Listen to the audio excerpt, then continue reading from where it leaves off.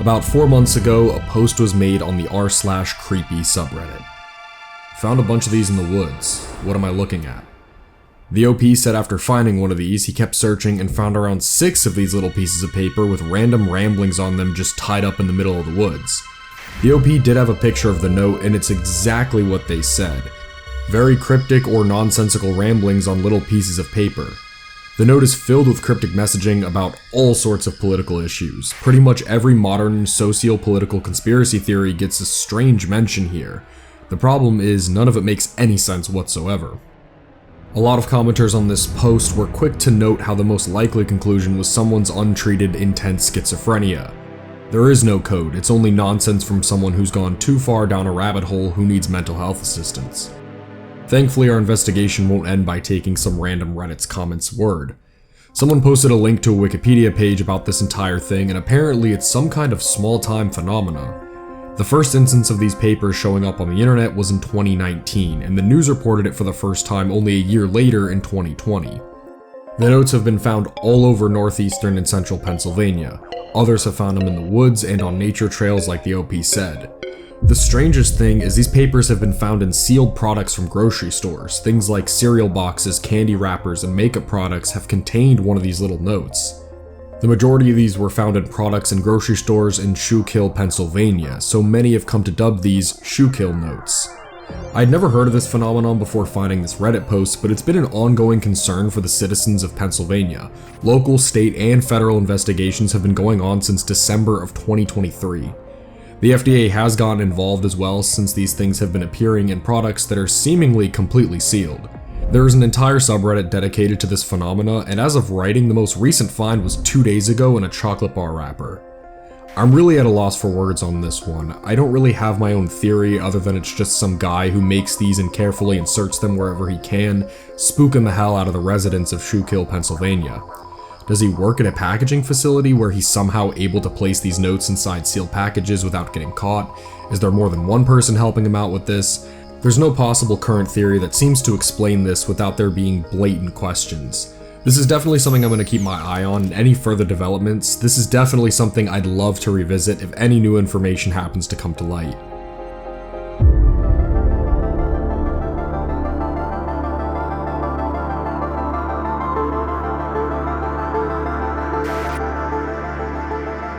This next post comes from r/interesting as fuck. The post shows a Google Maps view of Los Angeles, California, and the strange help messages constructed on the ground.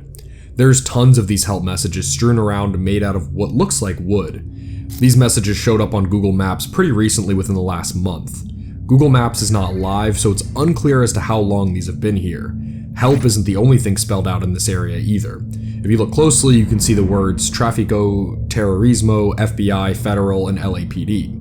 Tráfico and Terrorismo translate into traffic and terrorism, and these next to massive help signs have led people across the internet to panic and start theorizing on what all of this could mean. The first theory people sprang to was human trafficking. The area is pretty barren, and it looks like there's massive containers, which is not uncommon in human trafficking practices. A lot of people have also pointed out this massive hole in the ground that could allude to some sinister subterranean goings-on.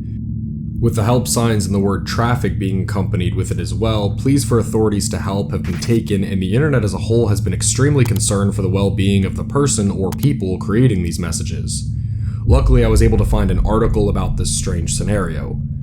A guy named LA Guy on X interviewed some of the homeless population around the area, and a few of the folks mentioned a man named Jose who has been writing these messages for years. And so I was filming because everybody wants to know why there's the help sign. You see all those helps? Oh, this one guy, he puts that. Is that guy's name Jose? Yes. Okay, that's what they told me too. Yeah, that's Jose. Yeah, So yeah, he puts it, that's supposedly human trafficking. Yeah, human trafficking. That's what everybody's saying online, is that they're worried about it.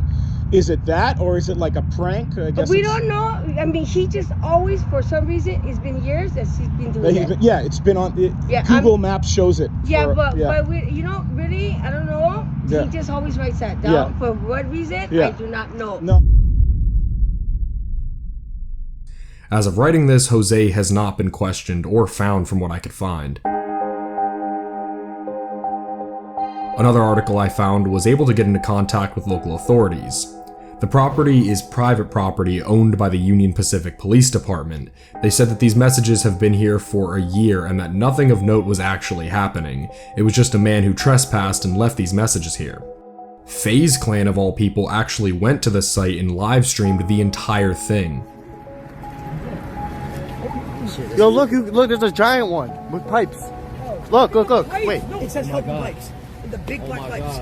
Yeah, look at the small one. The small one say right in. What's going on right now? FaZe was approached by a truck that told them to get out and they were chased away by guard dogs.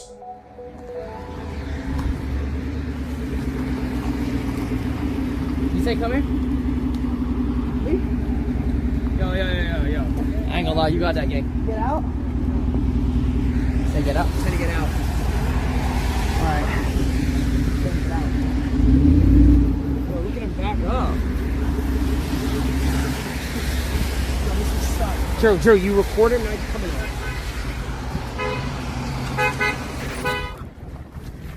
Oh, would there just be a Grand Cherokee? I don't know. This is a fucking tour. There's dogs.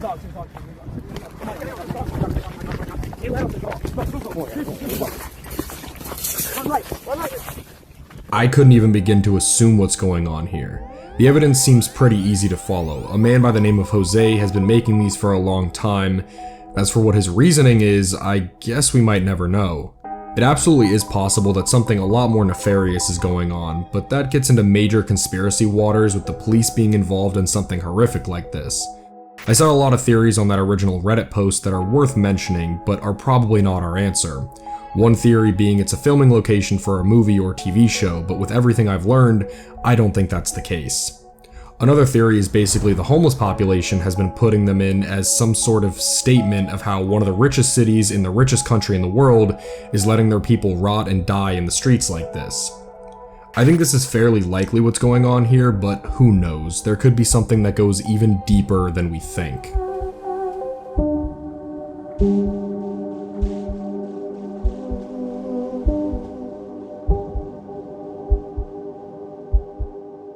For our next post, we have somebody that wants to figure out the story behind this image.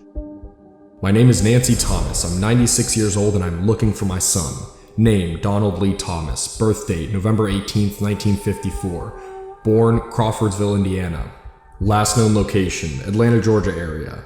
He was not given up for adoption. Please help me find my son. It has been over 10 years and I would love nothing more than to hear from him. I'm aging and my health is not the best. Please help me in my long search for Donald Lee. I love you, Donnie Lee Thomas, Mom. The image itself is really disheartening, an older woman declining in health begging to see her estranged son after all these years. From what I can see, the image originated on Facebook around 2013 and a widespread hunt began for Donald Lee. Luckily, I was able to find this Twitter post from around the same time. I want to thank each and every one of you for taking the time to share, comment, pray, leave words of encouragement. It means the world to my family. Today my mother got a call from a mystery man. That man found Uncle Donnie. My grandmother and mother spoke to him today. Again, thank you all. If it was not for you all, this would have not happened. I know a lot of you made phone calls, done searches, all in your own time. Just know your help made a mother, grandmother very happy as she was able to speak to her son today. Thank you all for everything. The Twitter post was from mid-2013, so if the timeline lines up, the hunt for Donald Lee was a swift one. This is really the only follow-up I could find. It's been over 10 years since this hunt began, and I wanted to see if I can find any further information on Nancy Thomas. After some digging, I found her find-a-grave. Nancy Johnson Thomas lived until 2018 at the age of 101, and it's so beautiful that she was able to reunite with her long-lost son before she passed. This is such a classic example of how powerful the internet can be as a force for good, and stories like these always manage to warm my heart.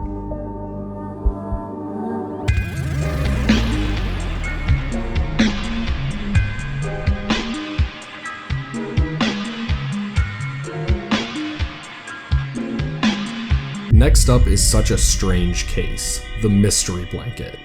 A Reddit user posted this strange blanket with a pattern that makes absolutely no sense. It supposedly tells some kind of story or is supposed to be some sort of teaching tool, but the entire internet and myself are dumbfounded at what kind of story would need to involve a phone, bread, and water. The panel that seems to trip everyone up is the one where water is poured onto the bread, or the one where it looks like two pieces of bacon are speaking on the phone. To me, this just reminds me of the strange liminal spaces of preschool, and this blanket looks like something 2-year-olds in a different dimension would use to learn about who knows what. My first instinct was just to reverse image search it to find some discourse on this oddity outside of the single Reddit thread, but it yielded no results. In the comments section for the Reddit post, the OP provided some more details. This blanket was found at a secondhand shop in Vacaville, California a few years ago and posted on a Facebook page I'm part of dedicated to weird thrift store items. I am not the person who posted it, but have been intrigued since. The person who took this photo doesn't possess it. She was creeped out by it and just took this picture. Observations. It is probably a glass of water, not jelly. It's blue. Jelly doesn't pour out like that. Tears? The bacon is the sandwich, but sideways, as you can tell by the same color as the crust of the bread. If it was bacon, it would be red like the lid. There is an X or minus or plus where the sandwich touches all three items: gate mail and phone, envelope, microwave, oven, bed, or something else. Gate, fence, or waffle fry. From the top, I would say it's a gate. Also, there's a handle. Quilt inception. The phone has the same number of buttons as squares on the blanket. Some theories from Facebook users. A story started with blue-red from left to right, then brown. Still no actual meaning. Everything starting with P? Something to do with jail? What are your theories? I'm really at a loss here. This mystery is so normal yet so weird at the same time. Branching off of my joke of an interdimensional blanket for 2-year-olds, a lot of people share that same theory just without the dimension hopping part. That this blanket is used for teaching something. It's possible it's used for teaching about stages of matter, maybe bread is the solid, water is the liquid, and there's nothing that represents gas. I've seen some comments theorize it's just a needlework sampler to represent what people can do with needlework on quilts like this, but only God knows why they chose these to show off needlework skills. Here's my guess. It's a message. We should stick together like peanut butter and jelly. Here's how. Through phone, mail, or visiting. Fence. Some squares are components of the PB&J. Some are the forms of communication. And the rest are the communication and PB&J combined. Like we just showed, everyone in this Reddit thread has their own crackpot theories as to what this could be symbolizing, and there seems to be a common sentiment where the longer you look at it, the more it makes sense until one detail completely breaks it all apart again. This is a total debunk file nightmare, trying to figure out a pattern that just isn't there, and with nothing but Reddit theories, we are sort of backed into a corner here. I hope someone can come forward one day as to what this is so I can sleep easy and stop worrying about a cryptic quilt.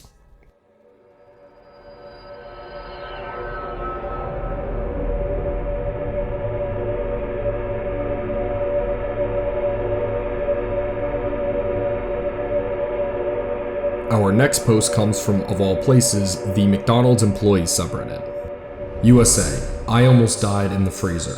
I was on Fryer and we had run out of McCrispies and I went into the back to grab more, and 2 freezers in, I got trapped. I was in there for about 20 minutes and I was crying and having a panic attack because I couldn't get out.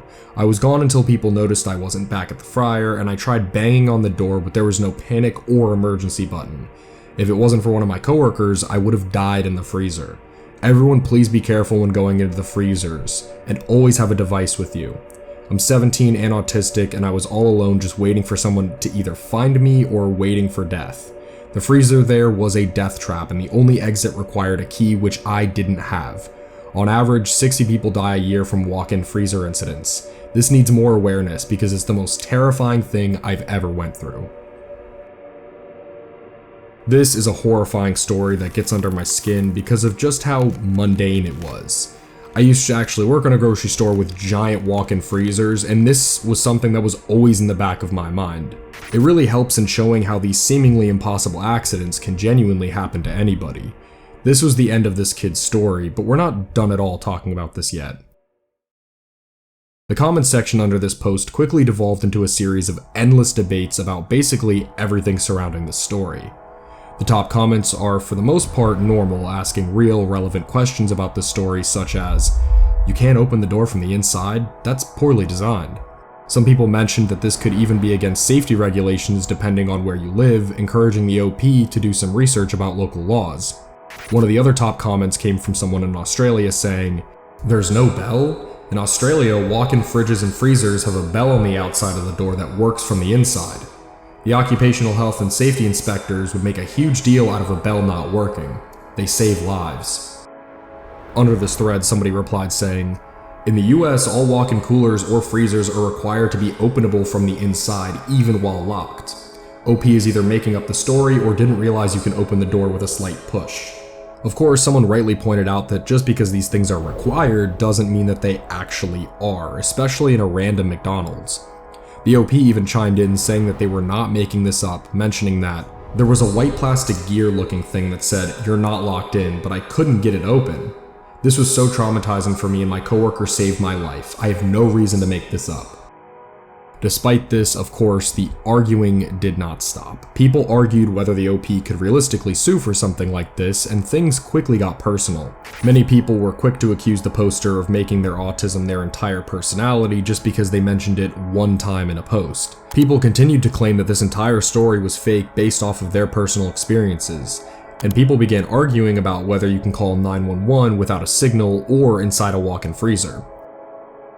This post and thread is not a mystery, it's more of a cautionary tale than anything. I'm sure that the OP never in a million years expected to end up in that situation. But unfortunately, this post also shows you how you may be looked at for sharing something like this. Regardless of all of that, I applaud the OP for sharing it and am disheartened by what the reaction was to it. As this comment puts it best, "It doesn't matter what the post is, someone will find a way to tell you you are wrong."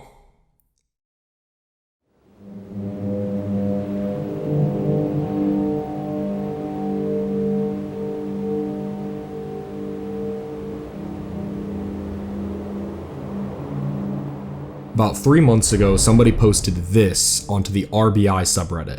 "Terrifying film found at thrift store." The image can only be described as horrifying.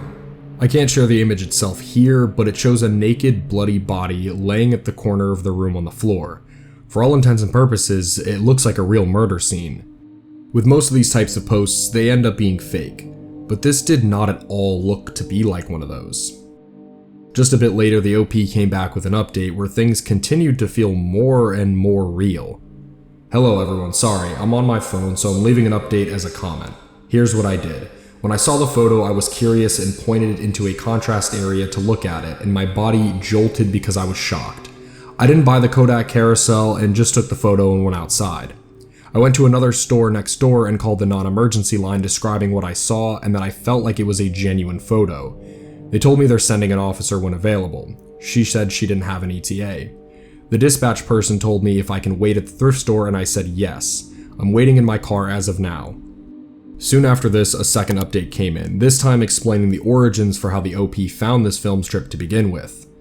The officer arrived a bit after I posted the update. Him and I looked at the photo and basically he was just looking thoroughly and asked me where I found it and I just described where I found it. Then him and I walked into the thrift store and I showed him the exact box I found it in. He sent a photo of the film to a coworker and spoke to him on it. He then took down my information and told me that he's going to take it to the people who can properly process the image to investigate it. I basically told him how I just thought the carousel was cool, so I opened it to see the condition and I saw the photo and thought someone left a family photo, so I checked it and it was definitely not a family photo. I also gave him the time I found it, a minute before I took the photo. He then said if there's any more questions or things, he'll reach out to me, but he says it's unlikely since I just found the photo and don't know much about it. He then said thanks, that's all he needed, and then took the box and photo and then began to walk to the thrift store worker to ask questions, but I left. That's all I have so far, and if I'm being honest, I don't know if I will be getting an update from them since I'm sure it's hard to go off a film photo, and since I just stumbled upon it from chance and have no other information other than what I said. If there's anything, I'll be sure to update. After this, there was a few more updates, but nothing too major. Most notably though, they showed what the box looked like that contained the film strip to begin with, as well as a clearer photo of the film strip itself.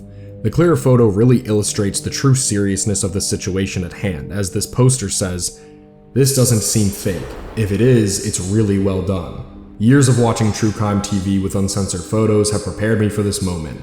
Good on you for calling the cops." Somebody in this thread asked if the whole thing was just this one photo, where the OP replied, yes. They mentioned that in this photo it was placed in the middle, which was how they found it. Since it seems pretty clear that this photo is in fact real, the main question to ask is, how did this photo find itself in this box, and why was it in the thrift store?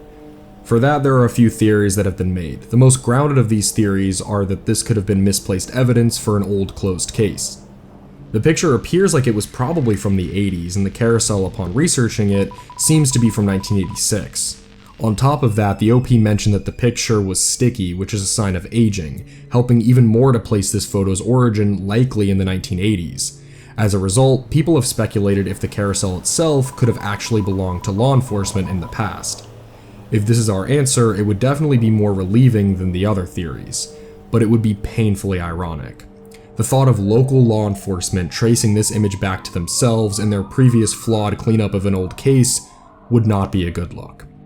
Somebody who had actually found misplaced police evidence before chimed in saying, "I found a police digital camera once back in maybe 2013 on the street near my friend's house. It had a sticker, property of location police department on it, but you know I had to look.